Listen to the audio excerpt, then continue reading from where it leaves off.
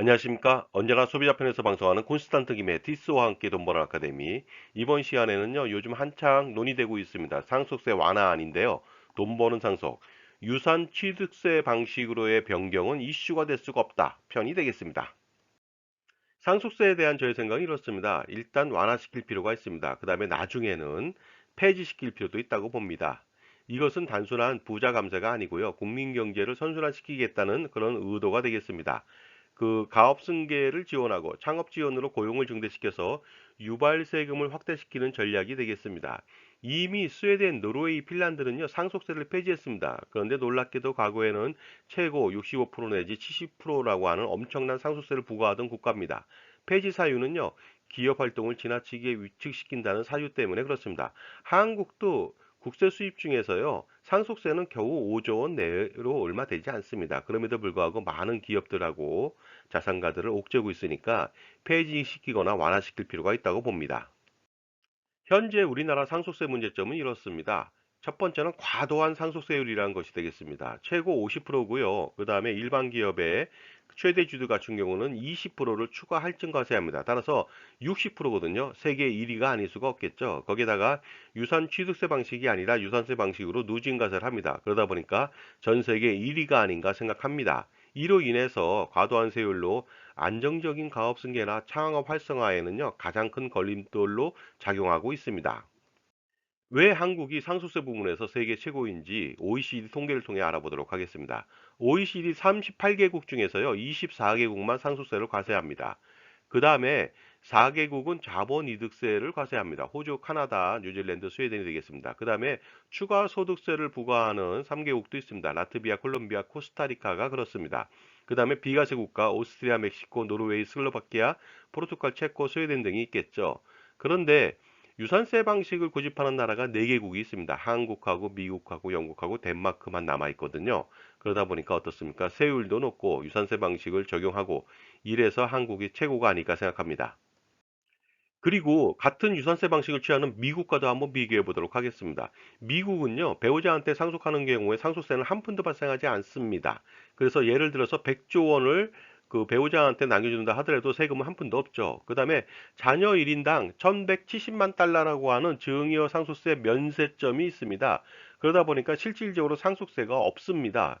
일본 같은 경우에는요, 배우자한테 증여하는 경우에 법정 지분내라면 1000억 원도 세금을 부과하지 않습니다. 그러나 우리나라 같은 경우에는 배우자 공제가 겨우 30억 원에 불과하죠. 그런데 정부는 상속세 완화안으로 상속세 과세 방식을 변경하고자 합니다. 어떤 내용이냐면요.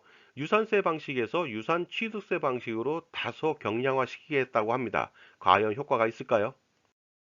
그러나 결론적으로 말씀드려서 유산 취득세 방식은요, 상속세 완화안으로서 실효적이지 못하다고 말씀드릴 수가 있습니다. 따라서 상속세율에 대한 대폭적 인하와 무제한적인 가업 승계와 창업 지원이 더 중요하다고 볼 수가 있습니다. 그런데 여기서 유산 취득세 방식이라고 하는 것은 무엇일까요? 이것은 아주 쉽게 말씀드리자면요, 과세 표준 쪼개기가 되겠습니다. 이로 인해서 세금이 줄어드는데요. 과연 세금이 얼마나 줄어들까요? 그렇다면 절세 금액이 어느 정도 되는지 판단해 보도록 하겠습니다. 기존 방식, 유산세 방식이 되겠습니다. 누진과세죠. 과세 표준 70억 원일 때는요, 50% 구간에 걸리죠. 따라서 상속세는 30억 4천만 원 나옵니다. 하지만 유산 취득세 방식은요, 70억 원에 대해서 상속인이 7명이다. 그러면 10억 원밖에 안 됩니다. 과세 표준이. 30% 구간이 되겠죠. 따라서 상속세는 16억 8천만 원이 되겠습니다. 그러므로 누진과세에서 유산 취득세 방식으로 바뀌었다. 그랬을 때는요, 13억 6천만 원이라고 하는 엄청난 금액을 절세할 수는 있습니다. 하지만 여기에 의해서 상속인이 7명까지 된다. 이것은 굉장히 비현실적입니다. 요즘은요, 자녀를 1명 내지 2명밖에 낳지 않습니다. 그러다 보니까 미래에는 상속인이 1명에서 3명밖에 되지 않을 것으로 판단합니다. 그렇다면 다시 한번 절세 금액을 판단해 보도록 하겠습니다. 유산세 방식으로 한다면요, 과세표는 70억 원에 대해서 상속세는 30억 4천만 원입니다. 그러나 배우자하고 자녀 1명만 있다, 상속인이 이랬을 때는요, 예를 들어서 유산취득세 방식이다 하더라도 배우자는 42억 원을 상속받고 상속세는 16억 4천만 원, 자녀는 28억 원에 대해서 9억 6천만 원, 토탈 상속세는 26억 원이 나오거든요. 전에 비해서 겨우 4억 4천만 원만 절세됐을 뿐입니다. 그리고 자녀가 두 명이 있다 가정해 보도록 하겠습니다. 이랬을 때 배우자는 30억 원에 대해서 상속세 10억 4천만 원, 자녀들은 각각 20억 원에 대해서 6억 4천만 원의 상속세를 내다 보니까 전체적으로 23억 2천만 원이라고 하는 상속세입니다. 그러다 보니까 어떻습니까? 유산취득세 방식으로 바뀌었다 하더라도요, 7억 2천만 원 정도밖에 세이브가 안 됩니다. 자, 그렇다면 이번에는요, 상속과액이 지나치게 많다, 수백억 원 이상이다. 이랬을 땐 과연 상속세 인하 효과가 있는지 알아보도록 하겠습니다. 자, 지금까지 제 정보가 만족스러우셨다면요, 구독과 좋아요 부탁드리겠습니다. 그리고 특히 회원가입을 통해서 보다 다양한 혜택을 받아보시기 바랍니다. 감사합니다. 계속하겠습니다. 이번에는 상속세의 과세 표준이 140억 원입니다. 유산세 방식은 상속세가 65억 4천만 원 나옵니다. 그러나 그 자녀하고 배우자만 상속인이었을 때 유산 취득세 방식은요, 배우자가 84억 원 받고 37억 4천만 원 상속세 부담하고요. 자녀는 56억 원의 상속재산을 받고 상속세 23억 4천만 원을 부담하게 됩니다. 따라서 전체적으로 유산 취득세 방식으로 바뀌었다 하더라도 60억 8천만 원의 상속세를 피할 수가 없겠죠. 따라서 전에 비해서 겨우 4억 6천만 원만 세이브가 됐습니다. 이번에는 자녀가 두 명인 경우를 알아보도록 하겠습니다. 이랬을 때는 배우자는 60억 원을 상속받고 상속세 25억 4천만 원, 자녀는 각각 40억 원의 상속재산을 받고 상속세는 15억 4천만 원을 부담하면 되겠습니다. 전체적으로 56억 2천만 원이라고 하는 상속세는 피할 수 없는데요. 유산 취득세 방식으로 바뀌었다. 그러면 9억 2천만 원이라고 하는 그 세금을 절세할 수 있을 뿐입니다. 자, 이번에는요, 상속세 과세가액에서 과세 표준을 엄청나게 한번 높여봤습니다. 예를 들어서 과세 표준이 700억 원이다. 그러면 유산세 방식으로 상속세는 345억 4천만 원이 되겠습니다. 그런데 그 상속인으로 배우자하고 자녀 한 명만 있다. 이랬을 때 유산 취득세 방식을 알아보도록 하겠습니다. 배우자는 420억 원을 상속받고 상속세를 205억 4천만 원 내야 됩니다. 자녀는 어떻습니까? 280억 원이라고 하는 상속재산을 받고 상속세 135억 4천만 원을 냅니다. 따라서 340억 8천만 원을 내다 보니까요, 차이가 별로 없습니다. 겨우 4억 6천만 원만 절세될 뿐입니다. 자, 그렇다면 자녀가 한 명 더 있다. 두 명일 때는 어떨까요? 알아보도록 하겠습니다. 배우자는 300억 원 받고 상속세 145억 4천만 원 부담하고요. 자녀는 각각 200억 원씩 상속재산을 받고요. 상속세는 각각 95억 4천만 원 내면 되겠습니다. 전체적으로 336.2억 원이라고 하는 상속세는 피할 수 없는데요. 전에 비해서 겨우 9억 2천만 원만 절세될 뿐입니다.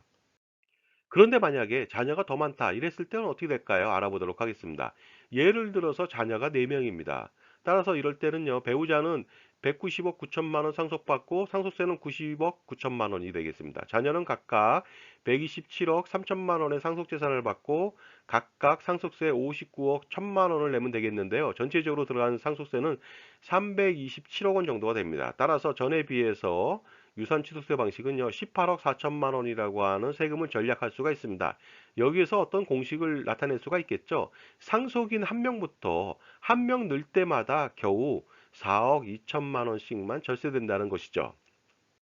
유산 취득세 방식으로의 변경은 나쁜 것은 아닙니다. 하지만 문제점이 있죠. 그것은 뭐냐면요, 요새 합계 출산율이요, 0.6명, 0.7명도 안 됩니다.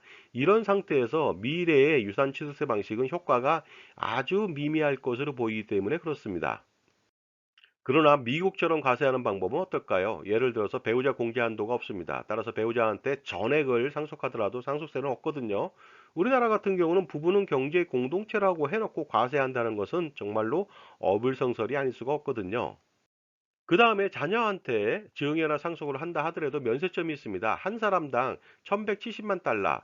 그래서 현재 환율 1245원 기준으로 1인당 146원까지 증여나 상속을 하더라도 세금은 한 푼도 발생하지 않습니다. 그런데 자녀 한 명한테 부모님이 각각 두 명이 줄 수가 있거든요. 이랬을 때는 2340만 달러까지 면세점입니다. 따라서 우리나라 돈으로 292억 원을 부모님이 각각 한 자녀한테 준다면 세금이 없고요. 자녀가 3명이다 그러면 거의 900억 원까지는 상속세나 증여세가 발생하지 않는다는 점이죠. 따라서 실효적인 상속세 완화는요, 이런 것이 되겠습니다. 예를 들어서 자녀가 창업을 한다. 그러면 증여세를 면제시켜야 됩니다. 이랬을 때 유발세수 효과를 극대화시킬 수가 있습니다. 그리고 가업 승계를 한다. 이랬을 때는요, 어떠한 조건 없이요, 상속세를 면제시키고요, 폐업이나 매각했을 때만 양도소득세로 과세하면 되지 않을까 생각합니다. 그리고 상속세율도 대폭적으로 인하시킬 필요가 있겠죠. 30% 미만으로 10%나 20% 정도로요. 왜냐하면요. 그동안 소득세, 법인세, 양도세, 종부세, 재산세 등을 엄청나게 냈거든요. 그러다 보니까 그 납부한 그 실적을 인정할 필요가 있습니다. 그러나 그럼에도 불구하고 이러한 법안은요. 통과가 현실적으로 불가능할 것으로 보입니다. 그렇기 때문에 이런 조치가 필요합니다. 따라서 지속적인 절세 전략이 필요합니다. 미래에 확정된 비용인 상속세 절세는요, 어떻게 보면 가업 승계와 동일한 의무라고 보시면 되겠습니다. 유산 취득세 방식의 상속세는요, 인하 효과가 제한적이고 미미합니다. 그렇기 때문에 수십억 원 이상 절세를 노릴 필요가 있겠죠. 저는 그동안 VIP 컨설팅을 3천여 차례 이상 해왔습니다. 상속 증여세, 절세 컨설팅 포함해서요. 그중에서 아이러니 하나 말씀드리겠습니다. 그것은 뭐냐면요. 상담 비용이 아까워서 상담을 주저주저 한다는 것이 되겠습니다. 이것은 마치 뭐냐면요. 그 수백억 원까지도 절세할 수 있는데 겨우 얼마 안 되는 상담 비용 때문에 상담을 포기하는 그런 내용이 되겠습니다. 따라서 어떻습니까? 상담을 통해서 수십억 원, 수백억 원의 절세를 한번 누려보시기 바라고요. 현명한 선택이 필요하겠죠. 그러한 현명한 선택은요, 바로 올바른 산수적 계산부터 시작됩니다. 자, 지금까지 정부가 추진하고 있는 상속세 완화안, 유산 취득세 방식으로의 변경이 과연 실효적인지 여기에 대해서 알아봤습니다. 감사합니다.